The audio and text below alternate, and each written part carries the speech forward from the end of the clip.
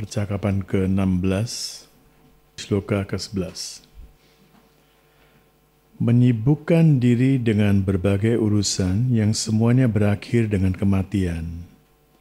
Mereka hanyalah mementingkan kenikmatan indera, menganggap segala kenikmatan indrawi sebagai kebahagiaan sejati serta tertinggi, dan tiada sesuatu yang lebih tinggi. Inilah yang kondisi kita rata-rata umumnya seperti itu. Kita mengejar sesuatu dan kita pikir itu akan selalu membahagiakan kita. Entah dalam bisnis, entah dalam apapun juga, dalam mencari jodoh, dalam mencari apapun juga. Benchmark kita itu kalau saya sudah mencapai ini, saya akan bahagia. Saya pernah cerita, saya punya seorang teman. Hari ini pun saya sedikit sudah hampir melewati rumahnya, dan saya kirim message kepada dia, saya pengen ketemu dengan kamu. Oh, dia bilang saya nggak di rumah, sorry. Ya. Jet set, saya pernah cerita tentang dia. Sebulan tuh mungkin cuma 2-3 hari di Jakarta. Kita semua pernah ketemu, saya tidak akan menyebut namanya. Selain itu di luar negeri. Dan dengan bangga dia mengatakan, saya pun tidak bahagia sebetulnya. Tapi I can suffer in style. Kalian kalau tidak bahagia, minum bir di rumah, saya minum birnya itu di pub dan bar yang berbintang. Dan jet set, dia ke hotel tuh nggak pernah kurang dari bintang 5. Di Bombay, hotel termahal, Taj. Yang satu malamnya minimum 250-300 US, minimum itu. Mungkin dia tinggal di hotel di kamar yang lebih mahal lagi. Dengan kondisi seperti itu sekarang, dia keluar dari rumah pun susah. Ada rasa takut yang membuat dia itu sampai nggak bisa keluar dari rumah. Ketika saya berada di Jepang, dia mengatakan kalau saya sudah punya $1 juta, saya akan pensiun dan saya akan sepenuhnya masuk ke spiritual. Sekarang mungkin sudah puluhan kali lipat, mungkin lebih dari itu. Bukan belasan kali lipat, barangkali puluhan, barangkali lebih dari itu. Di mana-mana punya properti, disewakan. Dari sewa itu saja dia pernah bilang, ketika saya masih sering bersama dia, suka dari sini, setelah bajan kita suka pergi, makan bersama di luar. Waktu itu pun dia sudah bilang sama saya, sebetulnya sekarang kalau saya mendapatkan bunga dari bank 4,5-5% pun per tahun, saya masih cukup untuk menabung, karena gak akan habis untuk saya biayakan untuk pakai. Kondisi ini yang kita harus sadari. Uang kita butuh. Dan dalam tradisi kita, leluhur kita sudah mengatakan artha itu penting. Tetapi yang ditempatkan nomor 1 dalam simbol swastika ini bukan artha, bukan uang. Yang ditempatkan pertama itu adalah dharma. Tanpa dharma, kita mengumpulkan uang, ini bukan spiritual. Jadi seluruh basis dari mencari uang itu harus dharma. Setelah itu baru uang. Tanpa basis dharma, kita akan selalu kecewa. Banyak orang sekarang, saya ketemu beberapa orang, sudah pensiun. Sudah pensiun lama. Tapi takut, hidup dalam rasa takut yang mencekam. Jangan-jangan nanti dulu waktu saya masih jadi pejabat, saya pernah melakukan korupsi. Jangan-jangan sekarang ketahuan. Takut. Apakah mereka bahagia? Waktu mengejar, ya seolah-olah kenikmatan indrawi ini yang penting. Kesuksesan duniawi ini penting. Tapi setelah kita mulai berusia, kita baru sadar dan waktu itu sudah terlambat. Kemudian punarapi jerenam, punarapi merenam. Lain kali ketika saya lahir, saya akan memperbaiki kondisi ini. Terjebak lagi. Beberapa hari yang lalu di Bali kita sedang membahas banyak orang-orang asing. Bagaimana dengan Buddha? Dia meninggalkan keluarganya. Dia meninggalkan rumahnya. Apakah itu bisa dibenarkan? Iya, bagi seorang Siddhartha bisa dibenarkan. Kita berada di mana? Kelahiran saya terakhir membawa saya pada kehidupan ini. Apa yang menjadi obsesi saya, samskar dan vikar, sekarang kalau saya menerjemahkan ulang Bhagavad Gita, saya akan menggunakan dua kata, samskar dan vikar. Bukan cuma samskar dan vasana. Bukan cuma obsesi dan keinginan. Obsesi keinginan dan impact, impresi-impresi, pengalaman-pengalaman. Ada pengalaman baik, samskar. Ada pengalaman buruk, vikar. Itu membawa saya kepada kehidupan ini. Jadi saya memilih. Saya memilih yoni, memilih womb, memilih rahim ibu yang akan melahirkan saya. Saya memilih bapak, saya benihnya dari siapa. Pada waktu itu kesadaran saya seperti apa, waktu saya mau meninggal, itu menentukan kelahiran saya sekarang. Itu sebabnya saya menulis Soul Quest. Coba di antara kalian, dengan jujur. Kemarin juga saya lagi bicara di Bandung. Secara jujur, 1 minggu ini, 2 minggu ini kebetulan banyak sekali pertanyaan yang terkait dengan ini. Secara jujur, orang tua kalian, jujur, nggak usah jawab kepada saya, pikirkan. Apakah pilihan orang tua itu menunjang apa yang sedang kita lakukan sekarang? Jujur. Tidak. Pilihan kita untuk kelahiran ini sudah keliru, sudah salah.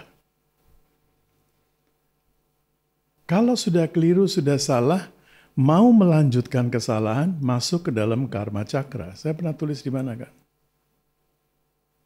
Tapi kalau mau keluar dari situ, mau masuk ke Dharma Cakra, maka harus bersikap seperti Mira. Tinggalkan istana. Bersikap seperti Prahlad. Banyak cerita. Sudah salah, sudah keliru memilih yoni. Keliru memilih rahim. Mau melanjutkan, atau mau keluar dari lingkaran itu masuk ke lingkaran baru. Dharma Cakra. Pilihan di tangan kita. Keberadaan cuma menyaksikan. Dia menjadi saksi abadi. Itu sebabnya begitu sulit untuk menciptakan mandala di tempat kita. Dulu waktu masih zamannya kita berhasil menemukan 108 orang. Dan saya mengatakan, kalian semua kebanyakan waktu itu adalah yoga brushed. Mereka sudah mencapai kesadaran tertentu tapi jatuh. Kalau tidak ada tarik-tarikan dari masa lalu, tidak ada tarik-tarikan dari keluarga dan dari lingkungan, mereka bisa melanjutkan. Sekarang pun kalau kita tanya kepada Krishna, bagaimanapun kelahiran kita, lahir di keluarga penjahat pun Krishna sudah mengatakan, ketika kau memilih untuk berada di path ini, di perjalanan ini, kamu telah memilih yang terbaik. Tetapi kalau masih ada gravitas, masih ada tarikan-tarikan dari masa lalu, kita maju sedikit, mundur, maju sedikit, mundur. Dan setiap kali mundur tuh bisa berapa langkah, majunya 1 langkah. Bukan berjalan di tempat, tapi berjalan ke belakang. Ini yang Krishna katakan bahwa kalau kita sekedar mencari uang, menempatkan harta di atas segalanya. Beberapa waktu yang lalu, saya diundang untuk bicara di satu konferensi. Di situ pun, karena konferensi ini menyangkut keuangan, bagaimana menjadi entrepreneur dan sebagainya. Mereka semua mengatakan bahwa cari uang, setelah cari uang baru kita bisa berdharma. Dan saya harus menolak.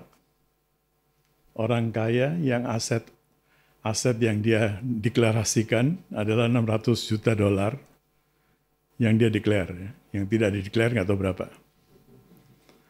Dia datang terlambat, saya tidak menyambut dia keluar. Saya duduk kan ada konjen juga di sana. Lari-lari teman-teman kita dari lari-lari memberitahu kepada saya, ini Papa sudah datang, that's it. Dia datang terlambat 1,5 jam. Program sudah selesai, saya sedang mengantar konjen untuk makan bersama. Saya duduk bersama konjen, saya makan. Dia datang, karena kursinya sudah penuh, dia datang duduk di bench. Ya. Dan setelah itu dia minta saya mau bicara sebentar. Oh, silakan. Kita kumpulkan yang masih ada 20-an orang. Ada 20-an orang dan salah satu hal yang dia mengatakan, saya mengapresiasi Guruji ini karena saya datang terlambat, bagaimanapun berlian nih bros. Dan dia mengatakan, bros itu kira-kira 40-50 karat. Berapa? Coba dihitung dengan 40.000. 40.000 itu bros yang dia pakai. Jadi dia tuh membawa satu rumah mewah. Mau beli tanah seperti beli kacang goreng. Dia bilang bahwa inilah seorang yang saya ketemu, bahwa saya datang, dia santai-santai aja, lagi duduk di sini, nggak ada satu resepsi khusus untuk saya. Dan dia mengapresiasi itu. Ini yang harus menjadi benchmark kita, tradisi kita. Orang kaya, orang miskin, pejabat, non-pejabat, kita hormati. Makanya saya berapa kali bilang, sudah sekarang nggak ada VIP lagi makan-makan. Dengan orang yang nilai resminya 600 juta dolar ini, juga makan nasi bungkus. Nggak ada special VIP treatment. Konjen juga nasi bungkus. Kita tidak bisa menemukan apa yang kita temukan di ashram ini dimanapun di seluruh, bahkan di India pun tidak ada lagi sekarang. Kalau ada orang VIP seperti itu, udah gurunya yang menjemput dari luar. Baba memberikan saya tradisi. Dia hanya menjemput presiden, karena dia bilang saya sebagai warga negara. Kalau presiden datang, saya menjemput. Menjemput sampai mobilnya, bukan sampai luar, bukan. Turun dari mobil, Baba menunggu. Tapi menteri, perdana menteri harus menunggu Baba. Bukan jual mahal, bukan, tapi tradisi kita. Tradisi ini kita harus jalankan bahwa dharma di atas segalanya, bukan artha di atas segalanya. Cari uang sebanyak mungkin, mau berdharma, barangkali kita tidak punya kemampuan lagi. Tidak punya kesempatan lagi. Kita bisa berdharma dalam bahasa Indonesia. Kita bisa bersedekah dalam bahasa Indonesia. Tapi menjalankan dharma, sulit sekali. Sulit sekali. Mau menyumbang sih bisa. Punya uang banyak kita sumbang 2,5%, 10%, mau berapa persen? Bisa. Tapi dharma berarti melihat keseluruhannya. Kapan saya lagi bicara dengan seseorang, dia bilang, saya juga ada nelayan-nelayan di situ yang saya juga menyumbangi, saya berikan sumbangan ini itu bla bla bla. Saya harus tegur dia, saya bilang coba Apa yang menjadi usaha kamu? Usaha kamu kan terkait dengan nelayan-nelayan juga kan? Kamu membina nelayan-nelayan ini bukan untuk menyejahterakan mereka. Kamu membina mereka karena kamu butuh bantuan mereka, butuh hasil ikan mereka. So this is not sedekah, this is not dharma. Kita mau bantu orang sekitar kita, mau cari keamanan. Mau cari keamanan, kita bikin acara ini, bikin itu, bikin macam-macam. Sekarang teman-teman saya dari Malama, hanya untuk mencari recognition dari orang-orang sekitar, mereka melakukan hal-hal, membiayai proyek-proyek yang bukan dharma. Bukan dharma. That is not right. Jadi dharma dulu, letakkan dasar dharma, dari sana baru artha. Chanakya kemarin saya mengagetkan begitu banyak orang, karena mereka sekarang lagi tergila-gila dengan Chanakya. Pernah dengarkan nama Chanakya? Sekarang saya menolak Chanakya. Saya mengatakan jangan menjadi Chanakya, jadilah Krishna. Chanakya mengatakan apa yang pemahaman umum kita sekarang. Bahwa dasar dari artha, dasar dari dharma itu, kamu bisa berdharma hanya kalau kamu punya artha. Saya bilang enggak, salah. Kembali kepada Krishna, kembali kepada swastika, bukan artha dharma kama moksha, tapi dharma artha kama moksha. Mau cari uang seberapa pun juga, kalau basisnya bukan dharma, ujung-ujungnya adalah kesengsaraan. Dan sengsara, ada seorang pendidik, kita semua juga kenal namanya. Sekarang mati nggak hidup, nggak vegetatif. Sepanjang hari nonton TV ya. Karena kesalahan-kesalahan yang dia lakukan, saya makin yakin bahwa tidak perlu nunggu sampai mati untuk mendapatkan hasil karma. Di sini, sebelum mati pun kita mendapatkan hasil karmanya. So Krishna mengingatkan, menyibukkan diri dengan berbagai urusan yang semuanya berakhir dengan kematian, mereka hanyalah mementingkan kenikmatan indera, menganggap segala kenikmatan indrawi sebagai kebahagiaan sejati serta tertinggi, dan tiada sesuatu yang lebih tinggi. Ke-12. Terbudakan oleh berbagai macam harapan dan terbawa oleh nafsu birahi dan amarah, mereka menghabiskan seluruh hidup untuk menimbun harta benda dengan menghalalkan segala cara demi kenikmatan indrawi. Yang sering kita lakukan, sering kita lihat di sekitar kita. Semua cara kita anggap oke, asal punya uang, nanti uang itu sebagian kita sedekahkan, sebagian kita seperti pencucian dosa, sebagai sin laundering, kita udah bahas sering ini.